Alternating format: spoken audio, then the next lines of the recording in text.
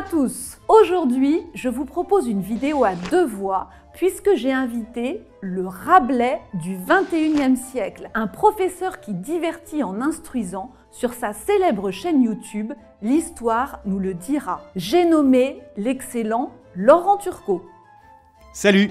Si vous cherchez l'adjectif rabelaisien dans le dictionnaire, vous trouverez qui aime bien manger et boire. C'est en effet ainsi qu'on imagine Rabelais, un bon vivant qui, comme ses personnages, aime les plaisirs de la table. Pour autant, ce n'est pas l'image première qui se dégage de sa biographie, car Rabelais est avant tout un érudit. Plus précisément, il appartient à l'humanisme, courant de pensée européen à la fois intellectuel et artistique qui, en France, se déroule à la Renaissance. Né à la fin du XVe siècle, Rabelais est d'abord moine. Il connaît le latin, ce qui est indispensable pour un lettré, et aussi le grec, ce qui est plus rare. Mais sa soif de connaissance ne s'arrête pas là. Il décide d'étudier la médecine, et même de l'enseigner, et de la pratiquer. Problème, de telles activités sont interdites aux moines. Que fait Rabelais? Il abandonne son froc de moine et enfile une soutane de prêtre. Autrement dit, il quitte le clergé régulier pour entrer dans le clergé séculier. Or, c'est très grave, car renoncer à ses vœux monacaux, ce qui s'appelle une apostasie, est passible d'excommunication. Aussi écrit-il plusieurs suppliques au pape afin de lui demander son absolution. L'obtient-il? Oui, car Rabelais a un joker, à savoir son grand ami le cardinal Jean du Bellay, qui est un prélat très haut placé et qui est également le cousin du poète Joachim du Bellay. Avec des amis si influents, Rabelais peut sans doute écrire librement. Pas du tout. En 1535, une faculté de théologie appelée la Sorbonne interdit Gargantua, roman écrit par un certain Alcofribas Nazier, ce pseudonyme étant une anagramme de François Rabelais. De quoi ce livre parle-t-il? Précisons d'abord que cette œuvre fait suite à Pantagruel, publié 3 ans plus tôt, roman dans lequel Rabelais raconte l'histoire du fils de Gargantua. Vous l'avez compris, c'est comme dans Star Wars. Rabelais écrit d'abord l'épisode 2, puis l'épisode 1. Ensuite, il écrira l'épisode 3, à savoir le tiers livre, puis les épisodes 4 et 5, à savoir le quart livre et le 5e livre. Les grands traits de l'épisode 1 sont les suivants. Gargantua raconte d'abord l'enfance et l'éducation d'un jeune prince, le géant Gargantua. Puis la guerre défensive que son père, le roi pacifiste Grand Gousier, doit mener contre le roi tyrannique Picrocole. Enfin, la description de l'abbaye de Thélème que Gargantua offre à frère Jean des Entomeurs pour récompenser son héroïsme. Rien de bien méchant. On peut donc se demander pourquoi Rabelais a été censuré par la Sorbonne. Pourquoi? On va le comprendre en étudiant l'œuvre à la lumière du parcours Rire et savoir. De quoi Rabelais rit-il? Tout d'abord, des romans de chevalerie dont Gargantua est une parodie. Le personnage de Gargantua n'a pas été inventé par Rabelais. Il existait avant lui et était relié à l'univers légendaire du roi Arthur. Or, Rabelais se moque de ces récits héroïques. Alors que les chevaliers de la table ronde, comme Lancelot ou Perceval, ont pour objectif un idéal de pureté chevaleresque, les personnages de Rabelais passent beaucoup de temps à boire, manger, uriner et déféquer. Par exemple, une des armes de Gargantua est le gigantesque flot d'urine sous lequel il noie les Parisiens dans le chapitre 17. Le ton épique, c'est-à-dire héroïque, laisse ici la place à un ton scatologique. Pourtant, on trouve dans Gargantua des combats dignes d'une épopée, et notamment ceux que frère Jean livre aux hommes de Picrocole. Mais là encore, le ton épique est ridiculisé. Utilisant son savoir de médecin, Rabelais évoque la suture lambdoïdale du crâne, ou encore l'os acromion. Le décalage provoqué par l'apparition de ces précisions chirurgicales au beau milieu d'un combat épique provoque le rire. Enfin, la guerre picrocoline est l'occasion pour Rabelais de vanter Grand Gousier, qui est un roi pacifique, et de railler son adversaire Picrocole, tyran belliqueux. Or, derrière ce personnage avide de conquête, se cache l'empereur Charles Quint, ennemi juré de François Ier. Les œuvres de Rabelais sont donc étroitement connectées à l'actualité de leur temps. Mireille Huchon, qui est une spécialiste de cet auteur, va même jusqu'à dire que Rabelais, c'est un peu le canard enchaîné de l'époque, car il commente l'actualité en s'en moquant. Deuxième sujet de moquerie, la pédagogie telle que pratiquée par Tubal Holoferne. Remontons à l'enfance de Gargantua lorsque celui-ci invente le meilleur torche-cul. Dans le chapitre 13, il explique à son père Grangousier qu'il a essayé toutes sortes de moyens pour s'essuyer le fondement, le cache-nez en velours d'une demoiselle, un chat, un rideau, un pigeon, etc. De ces expérimentations ressort une conclusion unique et sans appel.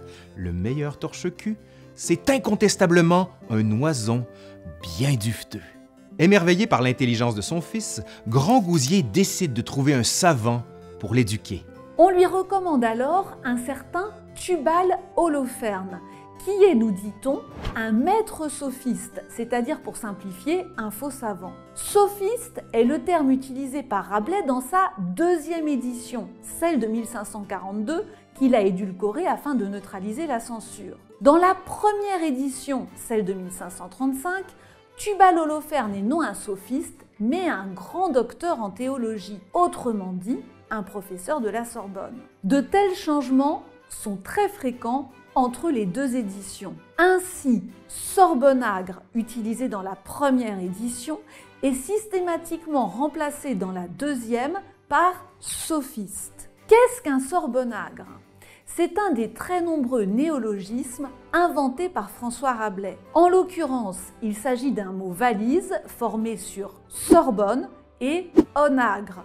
Onagre signifiant l'âne en latin. Conclusion, les théologiens de la Sorbonne sont des ânes. Vous commencez à comprendre pourquoi cette faculté a senti la moutarde lui monter au nez. Revenons au précepteur de Gargantua, Tubal Holoferne. Comment ce ce sophiste s'y prend-il pour instruire le jeune Gargantua? Comment?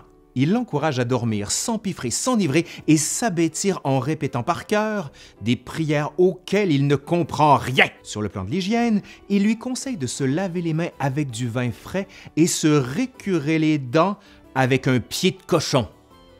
Wesh!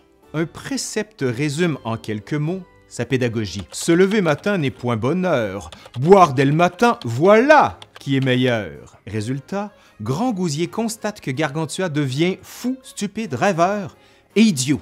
Il confie alors son fils à un maître humaniste, Ponocrate, dont le nom en grec signifie « puissance de travail ». La méthode change du tout au tout. Le corps n'est plus méprisé et l'esprit n'est plus abêti par des leçons apprises sans être comprises.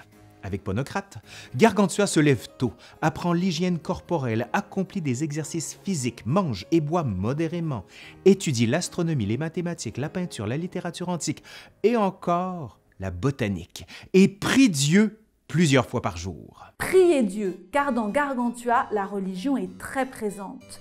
Mais c'est aussi un objet de moquerie. Tout d'abord, ce moine défroqué de Rabelais rit abondamment des moines. Rien d'étonnant, car railler les moines était à cette époque un sport national. On pensait que le seul fait d'en croiser un portait malheur. Rabelais rit également de certains passages des évangiles, ce qui, évidemment, n'a pas dû beaucoup réjouir la Sorbonne. Ainsi, dans le chapitre 5, il écrit « sitio », ce qui signifie « j'ai soif », et qui est une des dernières paroles de Jésus sur la croix. Or, dans Gargantua, cette parole ô combien sacrée sert de prétexte aux invités de Grangousier pour vider un petit verre de plus. Enfin, il se moque de la foi superstitieuse dans le pouvoir des saints. Au chapitre 27, les adversaires de Frère Jean invoquent toute une légion de saints à leur secours, mélangeant les plus sérieux comme Saint Georges aux plus fantaisistes comme Sainte Nitouche. Cette critique est caractéristique de l'Église réformée, qui est alors en train de se séparer de l'Église catholique. Rabelais serait-il donc protestant?